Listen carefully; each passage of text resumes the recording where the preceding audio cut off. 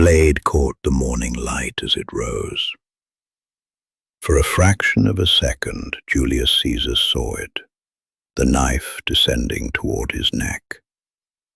He raised his arm to block, his old soldier's instincts still sharp at 55 years old. Then he looked up, into the face of the man holding the weapon. Everything froze. It was not an enemy, not one of the dozens of senators who hated him. It was Marcus Brutus, the man Caesar had protected since boyhood, the man he had pardoned after Brutus fought against him in the Civil War, the man he had promoted, trusted, treated as the son he never had. Caesar's arm dropped, not from the wound, from the shock. "Kaisou teknon," he whispered. Greek words. "You too, my child." Then the blade fell, and Julius Caesar, conqueror of Gaul, crosser of the Rubicon, the most powerful man who ever lived, crumpled to the floor of the Roman Senate. He was stabbed 23 times, but only one wound mattered. "I am Aurelius, and tonight I tell you the most famous story of betrayal in human history.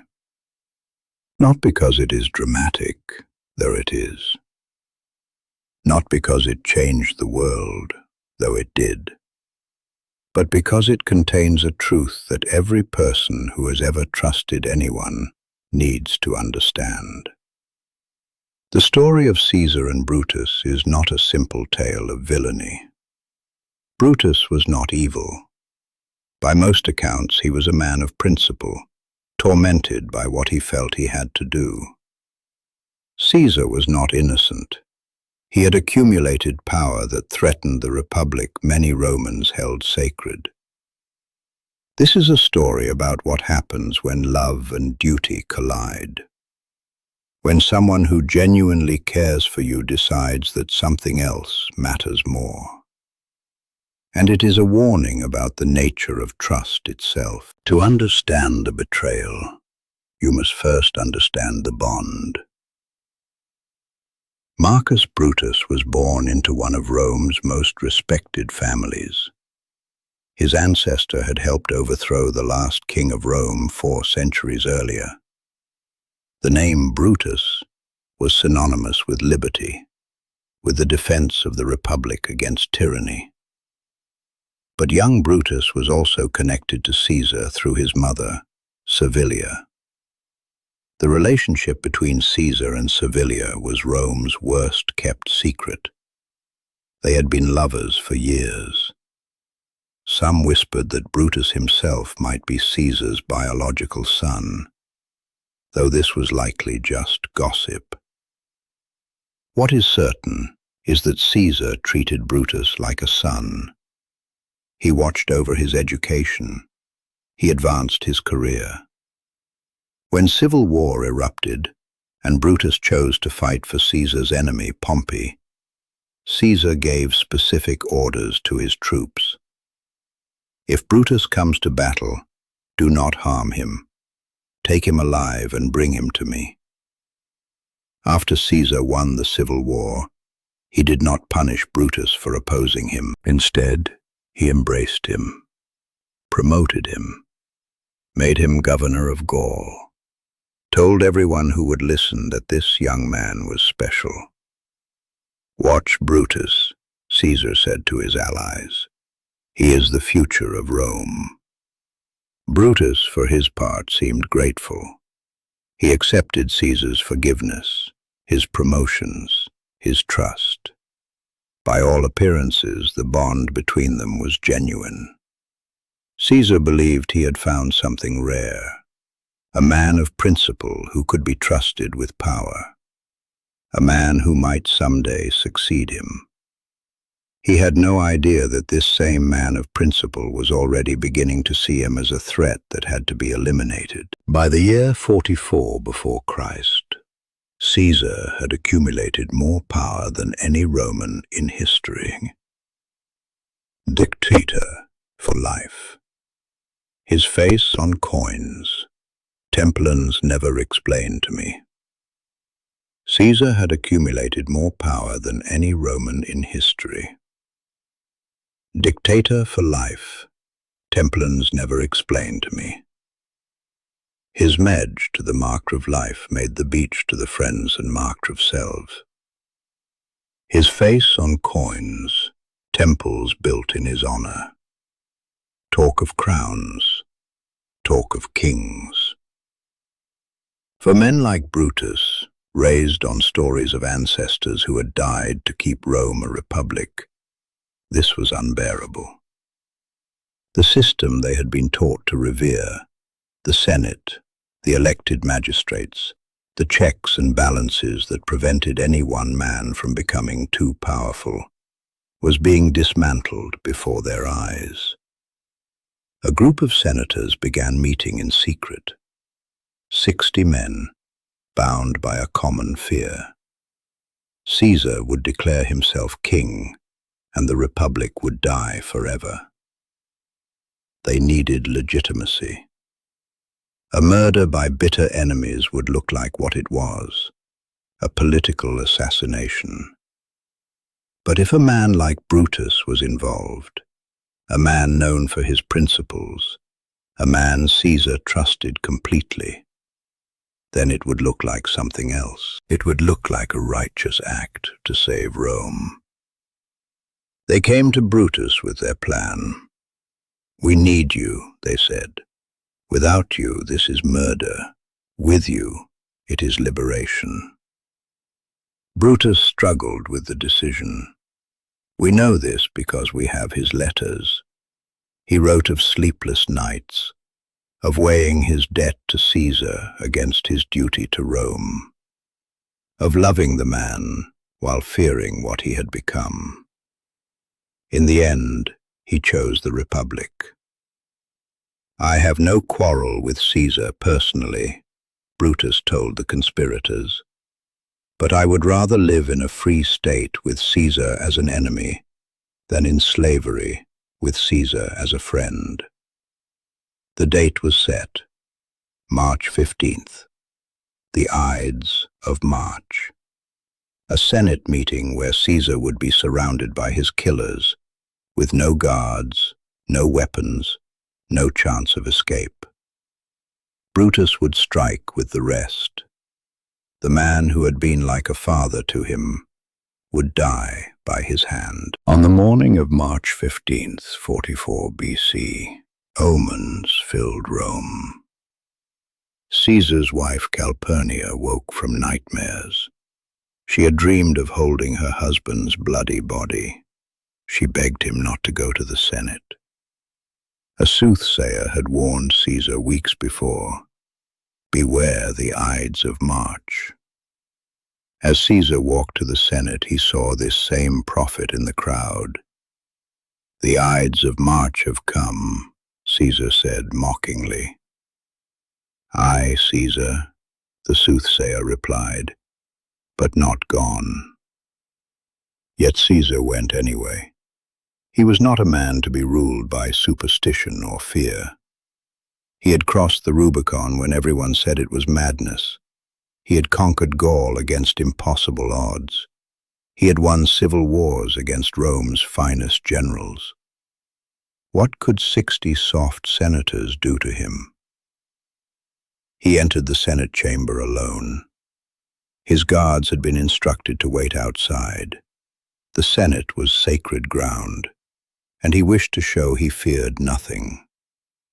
The senators rose to greet him. Several gathered close, one presenting a petition that required Caesar to lean in to read it. Then hands grabbed his toga. The first knife fell. Caesar fought.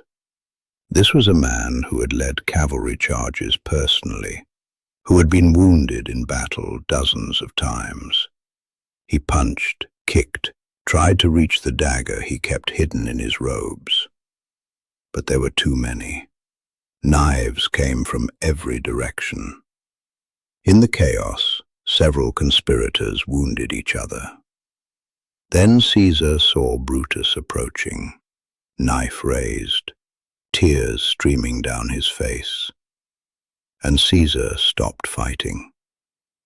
Some historians say he pulled his toga over his face so that he would not have to watch his son's hand deliver the final blows.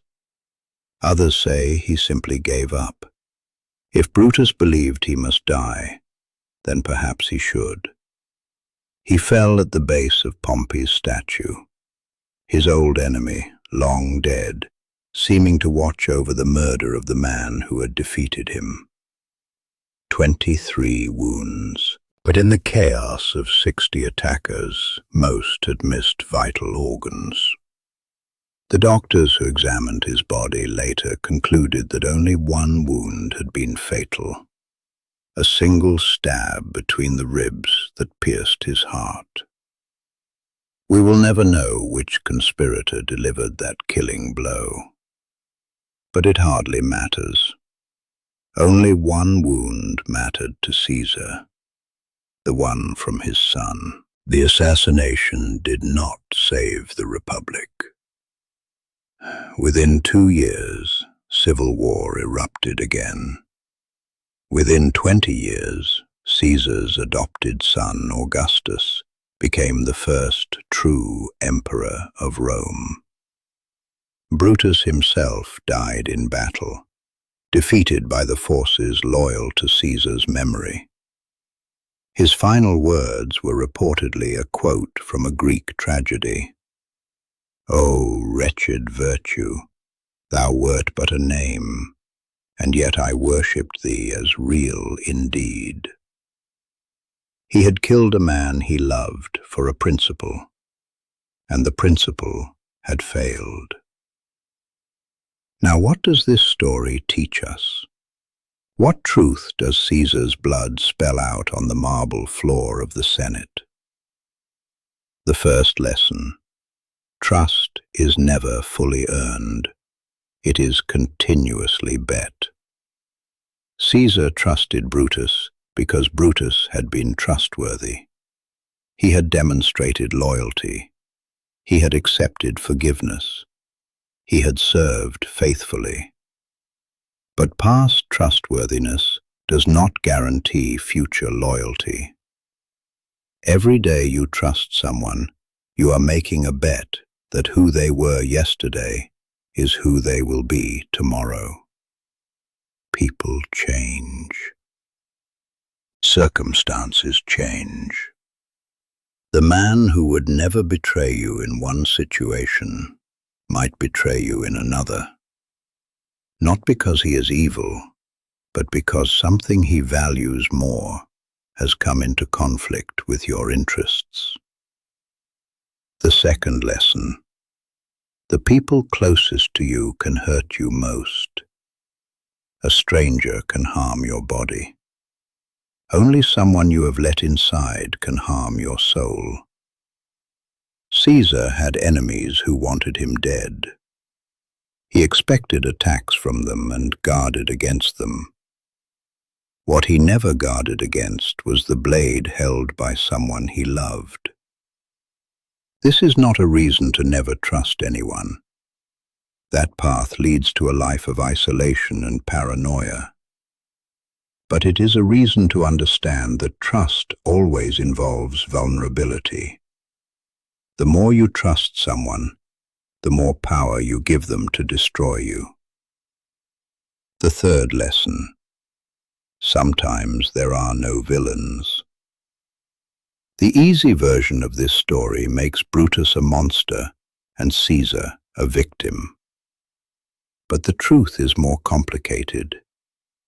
Caesar was accumulating dangerous power. The Republic was being undermined.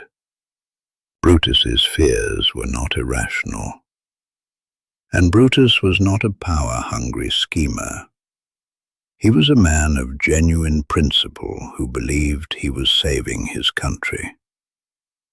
Sometimes betrayal is not about good versus evil. Sometimes it is about conflicting goods. Sometimes the person who betrays you genuinely believes they are doing the right thing. This makes it harder, not easier, because you cannot protect yourself from evil you can see coming. You can only try to understand the principles that might one day conflict with your relationship and decide whether that risk is worth taking. Et tu, Brute. 3 words that have echoed through 2,000 years of history. 3 words that captured the moment when trust died in the arms of the man who had given it. I will not tell you to never trust anyone. That is a coward's path. I will tell you this: trust with open eyes. Love with awareness. Build bonds knowing that the same hands that embrace you can one day hold a knife. And if the betrayal comes, if you look up one day and see a blade in the hands of someone you loved, remember that you chose to trust, that the vulnerability was yours to give, that the years of connection before the betrayal were real, even if the ending was not what you hoped. Caesar died with a question on his lips, not a curse, not a cry for help, a question. You too? Perhaps that question contained something more than shock. Perhaps it contained acceptance. Perhaps in that final moment, Caesar understood that he had played a dangerous game with trust and power, and that the bill had finally come due. I am Aurelius, and this was the betrayal that changed the world. The next video tells the story of a slave who became the most powerful gladiator in Rome and led a rebellion that made emperors tremble. Spartacus. Click here to watch.